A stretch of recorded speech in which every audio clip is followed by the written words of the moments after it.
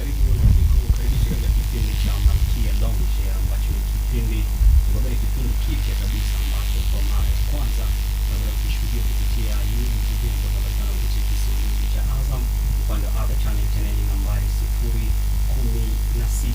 Ni kipindi cha Malkia Lounge ambacho kinaangazia masuala mbalimbali ya wanawake, ambapo hapa tunaangalia mwanamke katika nyanja kuu za maisha, tunaangalia katika uchumi, siasa, utamaduni, lakini pamoja na katika masuala ya kielimu.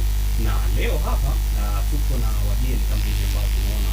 Of course ni studio imesheheni kwa kweli. Mimi nitakaye kuongezea haya matangazo, mimi naitwa Fadhila Kujini, lakini sitakuwa peke yangu, nitakuwa na Malkia mwenyewe ambaye atashiriki katika kuongezea haya matangazo pia. Yeye anafahamika kwa jina la Batuli Mitoi, mmoja kati ya malkia wa nguvu kweli kweli ambaye tuko naye huko ndani, na yeye akasema hapana, ni lazima nitakuwepo kwenye Malkia Lounge na sisi tutamkaribisha. Lakini unaweza kuona kama ni surprise kukutana na kipindi cha Malkia Lounge, alafu unakutana na mwana baba yupo hapa. Alikuwa anazungumza moja kati ya maproducer kipindi hiki, anasema mtwaji, nikamwambia tulia, katika kuhakikisha kinaenda sawa kwa wanawake pamoja na wanaume, lazima tuweke huu sawa ambao tunaona na tunavyofahamu pia serikali pamoja na dunia kwa ujumla bado inazingatia kupigia kelele swala la usawa wa kijinsia baina ya mwanamke na mwanaume. Kwa hiyo pale ambapo ataonekana mwanaume, basi pasina shaka ataonekana mwanamke, lakini the same apply pale atakapoonekana mwanamke, basi juu at the same time pia ataonekana mwanaume. Lakini nikukumbushe tu pia ya siku kadhaa ambazo zilizopita tumetoka kusherehekea siku ya mwanamke duniani, ambapo inafahamika ulimwenguni ilianzishwa siku mwaka 1975, lakini pia hapa nchini Tanzania tunaye pioneer ambayo ni mmoja kati ya watu ambao wamehusika kwa asilimia kubwa sana kwenye kuhakikisha siku hii inakuwepo. Hapa namzungumzia Mama Gertrude Mongella, mmoja kati ya wanamama mashuhuri kweli kweli.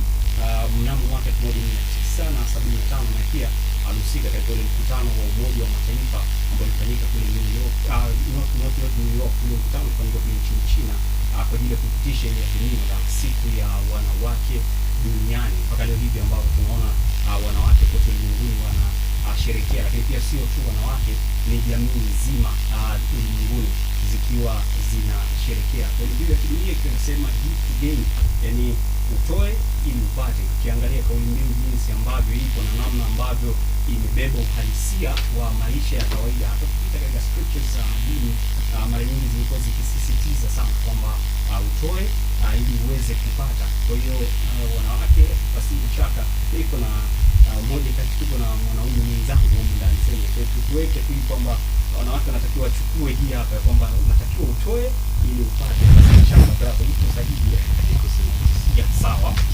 Lakini kwa siku ya leo muktadha ambao tutauangalia ni kuziangalia sera mbalimbali ambazo zipo hapa nchini Tanzania, lakini tunataka kuangalia katika uhalisia wa maisha ya mwanamke pamoja na msichana kwa eneo la Lushoto. Hii tumesema tunaweza kusema kwamba tumeilocalize, tumeishusha chini katika zile sera kama tunavyofahamu. Basi na shaka mtaalamu wa masuala ya maendeleo ya jamii, kabla tujaanza kabisa kipindi chetu, tutapata link yetu kwa takwimu kuweza kupata hii concept iweke sawa kwa wale ambao wanatazama nchini TV. Kuna sera mbalimbali ambazo zipo zinazungumzia mwanamke, nyingine zinagusa mwanamke pamoja na mtoto. Basi na shaka hizi sera kwa hapa nchini Tanzania zimekuwa zikianzia kule kwenye top level kule juu. Kwa huku chini zipo sera ambazo zinatungwa na mamlaka hizi za chini kama halmashauri wilaya. Niseme tu kiuhalisia sera zinatungwa juu na tunazicustomize kwenye maeneo yetu. Kwa hiyo sera ni zile toka juu tunazipractice kwenye maeneo yetu haya tunafanyia kazi. Sawa, hilo ni jambo la kwanza kabisa ambalo tunataka kufahamu kabla hatujaendelea zaidi na kitu ambacho tunakizungumza hapa. Lakini nikukumbushe kwamba tuko na watu mbalimbali, tuko na mwakilishi wa wanawake ambaye ni binti kutoka hapa kwa eneo la Lushoto, lakini tuko na afisa maendeleo ya jamii, lakini tuko na mtaalamu kutoka jeshi la polisi ambaye yuko pale katika kitengo cha dawati la jinsia, lakini pia tuko na mtaalamu wa afya kutoka katika hospitali ya halmashauri ya wilaya ya Lushoto. Basi na shaka yes, Batuli, moja kwa moja sasa wakati huu tunaingia kwa ajili ya kuanza kuzungumza na hawa wageni wetu ambao tuko nao kwa siku hii ya leo. Moja kwa moja mimi nirejeshe kipaza kwako ili tuweze kuanza na maswali yetu kwa siku hii ya leo. Okay, karibuni wageni wetu studio. Karibuni kwa kuanza kwa kujitambulisha. Asante. Kwa jina naitwa Stella Malia. Nafanya kazi hospitali ya wilaya ya Lushoto katika kliniki ya baba, mama na mtoto. Kwa majina anaitwa Florence Jafali, pia ni mjasiriamali. Asante. Kwa majina naitwa Francis Masharo, ni mkuu wa idara ya maendeleo ya jamii halmashauri ya wilaya ya Lushoto. Asante. Kwa majina naitwa Inspector Flora Malekano, ni mtendaji wa dawati wilaya ya Lushoto, lakini pia ni mkaguzi kata wa kata hii ya Lushoto. Asante. Sasa mimi swali langu linaenda moja kwa moja kwa mamlaka ya serikali na afisa wa maendeleo ya jamii. Mpango wa kitaifa Tanzania wa kutokomeza ukatili dhidi ya wanawake na watoto katika ngazi ya wilaya ya Lushoto inatekelezaje mpango huo kwa vitendo? Asante. Kama tunavyojua mpango wa taifa wa kutokomeza ukatili kwa Watanzania, huu ni mpango ambao serikali sasa hivi inatekeleza kwa hali ya juu sana. Na katika halmashauri yetu ya wilaya ya Lushoto, mpango huu unatekelezwa katika maeneo makuu matatu. Tukianza na eneo la kwanza, kuna kamati ya mtakuwa ngazi ya halmashauri, na kuna kamati za mtakuwa ngazi ya kata, na kuna kamati za mtakuwa ngazi za vijiji. Kama tunavyojua halmashauri yetu ina kata 33, vijiji 133. Kwa hiyo kila kata, kila kijiji hizi kamati zipo. Na mojawapo ya majukumu hizi kamati ni kwamba kuhakikisha ule ukatili unaofanyika katika ngazi za msingi kabisa kwenye vijiji unatafutiwa ufumbuzi, na ikishindikana unapelekwa kwenye ngazi ya kata, ngazi ya wilaya na kadhalika. Nigusie hapo tunaposema mtakuwa ama tunapozungumza mtakuwa kwa faida ya mtazamaji ambaye anatufuatilia, tunamaanisha nini haswa hapo mtaalamu? Mkakati wa taifa wa kutokomeza ukatili dhidi ya wanawake na watoto. Na namna gani ambavyo huu mkakati unaweza kuwa unafanya kazi? Ni kwa kupitia hizi kamati za mtakuwa ngazi ya kata, ngazi ya vijiji, ngazi ya kata na ngazi ya halmashauri. Na kila robo, kila kamati inakaa vikao vyake vya kisheria kwa maana miezi mitatu. Na wamekuwa wakijadili mambo mbalimbali ya matukio ya ukatili yanayoripotiwa katika ngazi zao za msingi kule, ngazi ya kata, ngazi ya kijiji na ngazi ya halmashauri. Huo ni ufafanuzi ambao tumeupata kutoka kwa afisa maendeleo ya jamii wa halmashauri wilaya ya Lushoto. Lakini tukiwa bado tuko hapo tuendelee, labda tuguse sasa kwenda kwa amesema ni mtendaji wa dawati la jinsia katika jeshi la polisi, lakini yeye anafanya kazi kwa hapa Lushoto, lakini ametaja pia cheo kingine ambacho yuko nacho. Labda tugusie hapo Fande, tuzungumze kuna zile kesi ambazo ni common katika maeneo. Tugusie, tuanzie kwako hapo kabla Batuli ajiendelea na swali jingine. Kesi gani ambazo zimekuwa mara kadhaa zikiripotiwa na wanawake pamoja na wasichana katika eneo lako ambalo unafanyia kazi? Nashukuru ndugu mtangazaji. Kwa wilaya yetu ya Lushoto, kesi ambazo mara nyingi zinaripotiwa kutoka kwa wakina mama na wasichana mara nyingi ni za kutelekeza familia, na chache sana kulingana na mmoja ama kwa uchache ni zile ambazo labda mwenza amepiga mwenza mwenzie, kwa hiyo anakuja kutoa taarifa pale kituoni. Lakini nyingi ambazo zinaripotiwa na wamama na wasichana ni za kutelekeza familia. Okay, hapo kwenye kutelekeza familia hapo umesema kwamba ndo cases nyingi ambazo mnakuwa mnazipokea. Labda nyinyi kama dawati sasa ambacho mmekuwa mkikifanya kwa kiasi kikubwa ni kwa namna gani? Kwa sababu tunafahamu tuzungumze sasa ile kama sisi kama mababa au mimi kama baba, mara nyingi mtu anapotelekeza familia amekuwa akiondoka katika lile eneo husika kabisa. Labda huwa mnatumia mbinu gani katika kuhakikisha huyu mwanamke ambaye ametelekezewa familia anapata stahiki ama haki zake vile ambavyo inastahili kama mzazi wa mtoto au wa mtu ambaye amemtelekeza ile familia? Okay. Kwa ikitokea mwanaume ametelekeza familia na mama amekuja kutoa taarifa, mara nyingi kama anapatikana hii halmashauri ya Lushoto, huwa tunamuita kwa barua ya wito, na mara zote wamekuwa wakifika, tunawasikiliza. Pale ambako tunaona kwamba tunahitaji kuwapeleka katika ofisi za ustawi wa jamii kwa taratibu nyingine, tunawapeleka. Lakini kwa wale ambao wako nje ya wilaya ya Lushoto, labda tuseme Tanga, Dar es Salaam, mara nyingi tunawasiliana na watu wa dawati wa maeneo husika watusaidie kumpata huyo mtu na hatimaye aweze kufika na kuwajibika kwa kile ambacho anakuwa ameitiwa. Okay, sawa Fande. Na hizi kesi za ukatili wa jinsia huwa mnazishughulikia kwa muda gani? Inategemeana na nature ya kesi. Mara nyingi tukiwa na victim na mashahidi, haiwezi kupita hata wiki, kesi inakuwa imekamilika na inapelekwa mahakamani kwa ajili ya kusikilizwa na kutolewa maamuzi mengine. Lakini wakati mwingine kuna changamoto pia. Ikitokea kama mnavyofahamu wilaya yetu ya Lushoto ni kubwa na jiografia yake imekaa vibaya. Kwa hiyo ikitokea imechelewa sana, inabidi sisi tufuate huko waliko kwa zile ambazo zinakuwa zimeripotiwa. Kwa hiyo inabidi sisi tuende huko, tufuatilie mshirika mmoja baada ya mwingine, shahidi mmoja baada ya mwingine, ili tuweze kulikamilisha na kulipeleka sehemu ambayo inastahili kwa ajili ya taratibu nyingine ikiwemo mahakamani. Huwa mnawapata? Tunawapata. Okay, sawa. Bado tunaendelea, tuko hapo.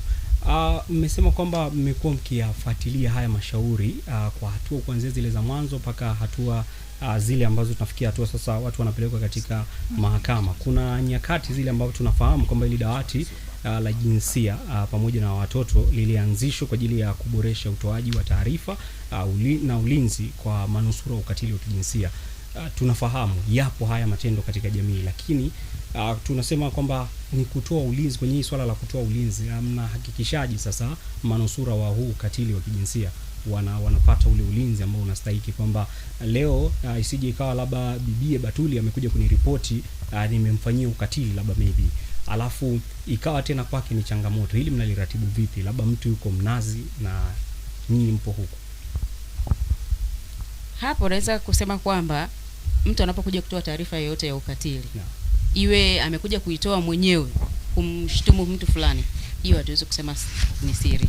Hiyo tunadili moja kwa moja na huyo mtu, kwa sababu muhusika aliyetendewa hicho kitendo ndiye aliyekuja kutoa hizo taarifa. Lakini kuna zile ambazo mtu wa tatu ambaye ndo tunamuita msiri, yeye anakuja kutoa taarifa kituoni, labda jirani yake anafanyiwa hivyo vitendo vya ukatili, ili kuepusha sintofahamu katika mtaa, sintofahamu katika jamii. Kwa hiyo yule ndio tunamtemu kama mtu wa tatu ambaye ni msiri kwetu.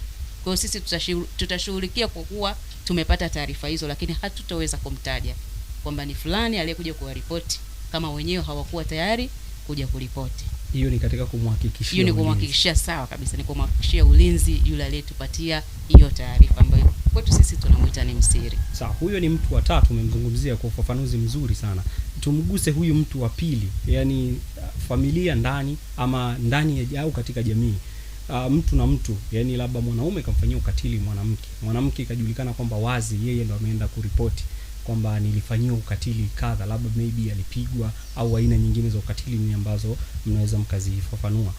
Huyu naye ulinzi wake ukoje? Kwa sababu inatambulika kabisa kwamba labda bibi amepigwa na mumewe, lakini at the same time akaenda kuripoti. Huyu ulinzi wake unakaaje kwa ajili ya kumhakikishia usalama wake? Kwa mtu mzima kwa hapa Lushoto tuseme kwamba tuna changamoto ya nyumba salama. Hatuna nyumba salama ya kuwahifadhi victim ambao hatutamani warudi kule walikotoka, walikofanyiwa hivyo vitendo. Kwa hiyo kwa mtu mzima huwa tunashauri kama ana ndugu ama jamaa yake wa karibu, anaweza kukaa kule wakati sisi tuna soti issue iliyotokea. Lakini mara nyingi kwa watoto, watu wa ustawi huwa wanawapeleka kwa wale waangalizi ambao wao wanakuwa wamewafanyia uchunguzi kwa muda ambao wanaweza kukaa kwa yule mtoto, anaweza kukaa kwa huyo mpaka pale shauri lake litakapokuwa limekamilika. Lakini kwa watu wazima hatuna, hata kwa watoto pia hatuna nyumba salama ya kuwaweka. Okay, sawa. Bado tunaendelea na kipindi chetu cha Malkia Lounge kama ambapo umetoka kuwasikiliza hawa wataalamu wawili wa mwanzo ambao tumeanza nao, ama nikwambia katika wageni wetu wanne ambao tuko nao siku ya leo. Tumeanza na hawa wenzetu wawili ambao ni mtaalamu kutoka dawati la jinsia katika jeshi la polisi hapo wilayani Lushoto, lakini pia tumezungumza na afisa maendeleo ya jamii. Sasa tuhame twende tukaguse kwa upande wa mtaalamu wa masuala ya afya. Tunafahamu wanawake wamekuwa ni watu ambao of course siwezi kusema ni victim, lakini ni watu ambao wanahitaji uangalizi wa hali ya juu sana. Katika mazungumzo ambayo watu huwa wanafanya, nasema kwamba mwanamke ni very delicate, yani ni mmoja kati ya viumbe ambao ni very delicate kwenye hili swala la afya. Tuangalie kwanza hapo, utufafanulie kwenye swala zima la afya na masuala ya haya ya usawa wa kijinsia. Hili kwenu kwanza limekaaje kabla hatujaendelea moja kwa moja katika upande wa maswali? Sawa, labda tugusie kwamba labda ni huduma zipi ambazo zinapatikana katika hospitali ama vituo vya afya ambavyo nyinyi mnafanyia kazi mahususi kwa ajili ya wanawake pamoja na wasichana ambao sio victim, lakini ni wale tu ambao wamefikia katika ule umri ambao wanahitaji zile huduma sasa za kijinsia ambazo ni za kike. Tuangalie hapo ni huduma zipi ambazo nyinyi mnazitoa. Huduma tunazozitoa katika hospitali yetu ya wilaya ni elimu ya afya ya uzazi kwa vijana.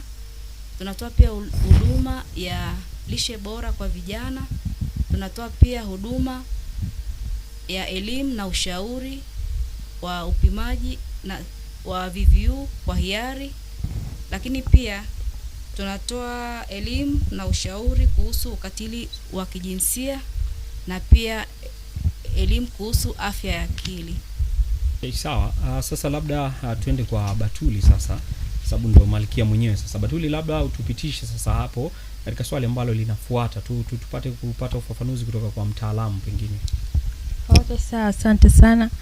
Kama tunavyojua kwamba ukatili wa kijinsia unakuwa unaathiri labda akili au na vitu vingine kama hivyo.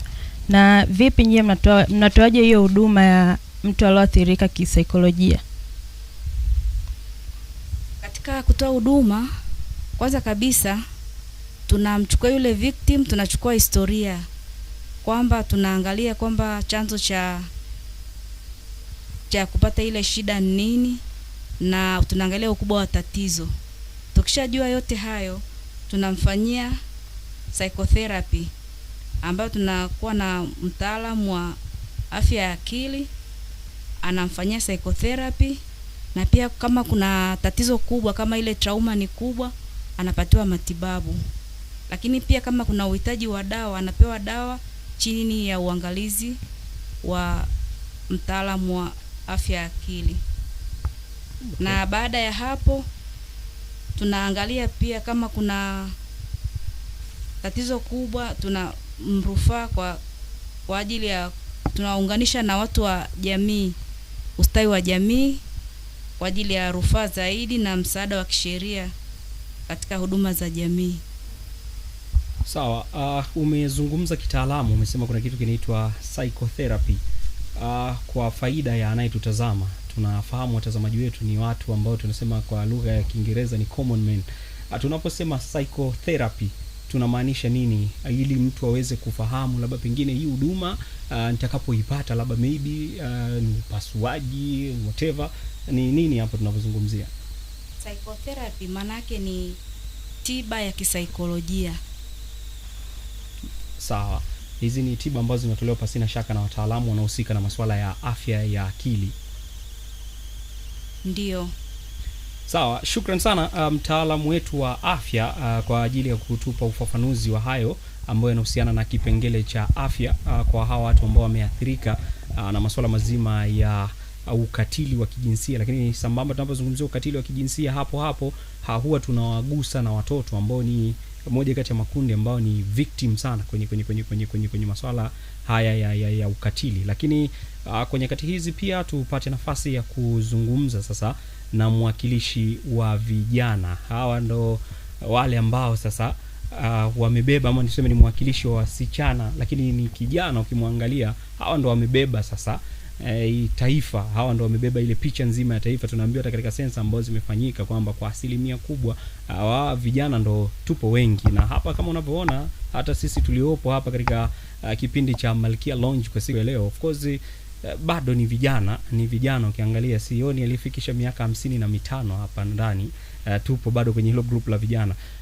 Tuingie kwanza kwako.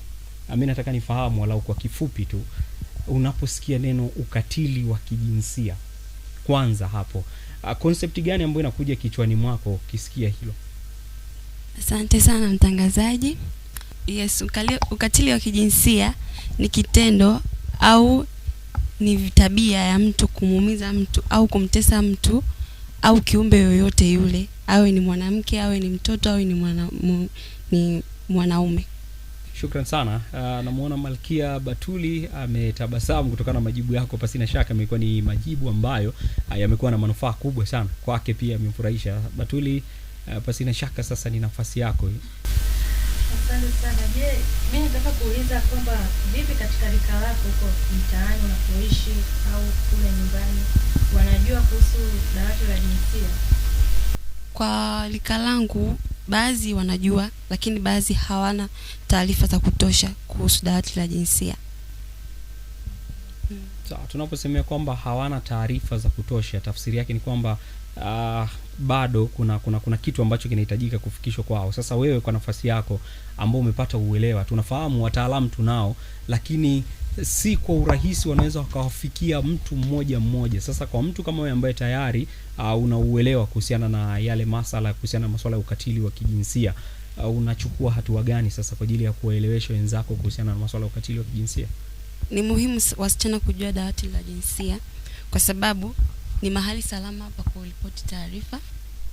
Pia mtu anaweza kupata msaada wa haraka, kupata ushauri na wakati mwingine kupata huduma za afya pia. Nafasi yako sasa wewe ukisimama sasa kama binti ama kijana katika kuwafikishia ujumbe, tunafahamu hata tunafahamu kwamba inapotakiwa kufika taarifa, kuna nyakati taarifa inaweza ikatoka juu, lakini ili ifike chini basi inahitajika kuwepo na watu ambao tayari walishaipokea ile taarifa. Wewe labda huo unatutumia muda wako kwa ajili ya kuwaeleza vijana wenzako kuhusiana na masuala haya dawati la jinsia, lakini sambamba na masuala mazima ya ukatili wa kijinsia? Ndiyo, pia na muda kukaa kuongea na wenzangu kueleza masuala ya dawati la kijinsia, jinsi mtu anavyokatiliwa kimwili pia kimaneno. Kwa unatakiwa mtu kuwa na ushirikiano kwenye familia. Kama mtu hana ushirikiano kwenye familia, jinsi gani ya kumsaidia ili aweze kusaidika.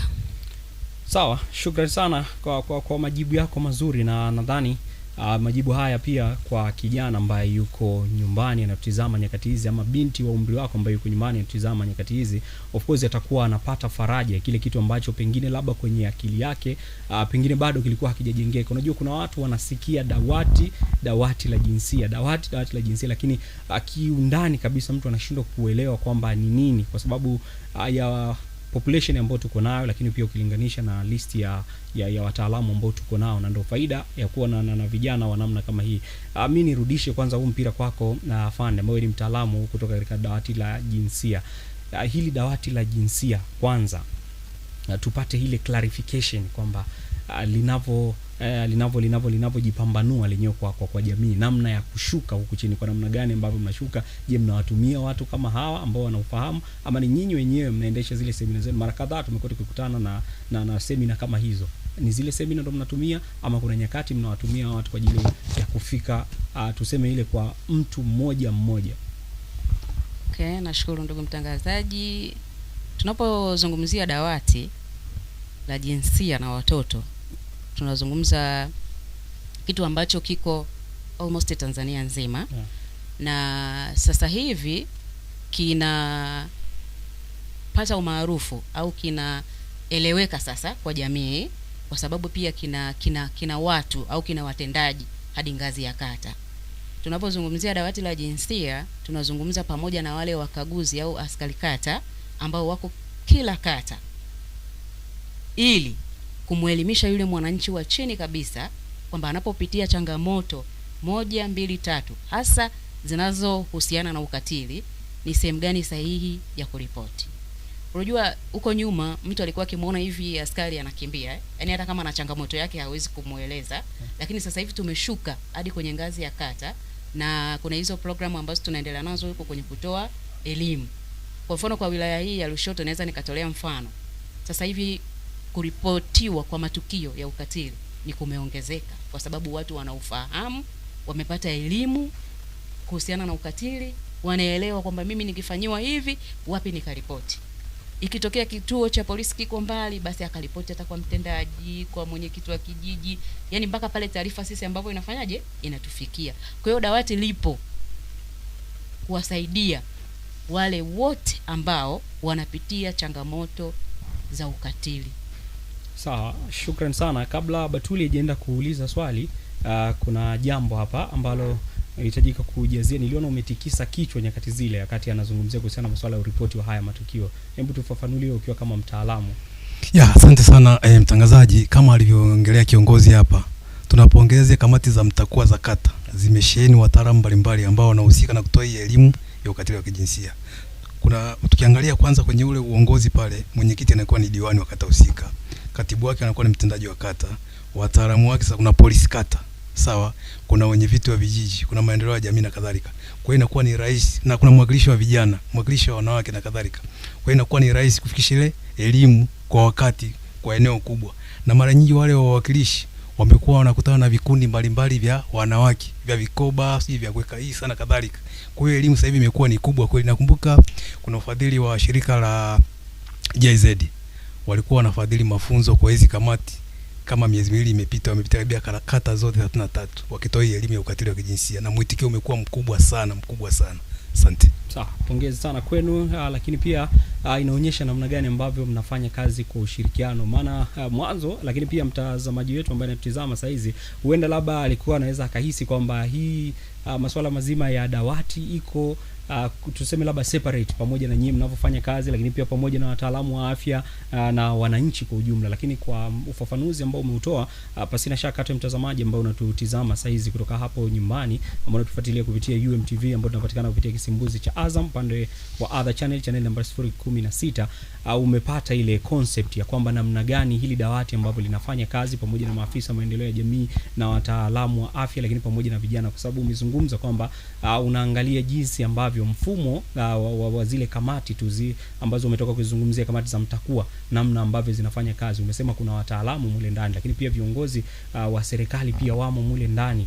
Kwa hiyo tafsiri yake kwamba kuna coordination nzuri ambayo inafanyika, na tunaona kwamba ni kitu ambacho kinaweza kikawa kina positive impact. Nyakati hizi sasa turejee sasa moja kwa moja, umetoka kutupa ufafanuzi, lakini tunarudi kwako kwenye swali ambalo Malkia Batuli atakuja sasa kwako kwa ajili ya kukuuliza hili swali.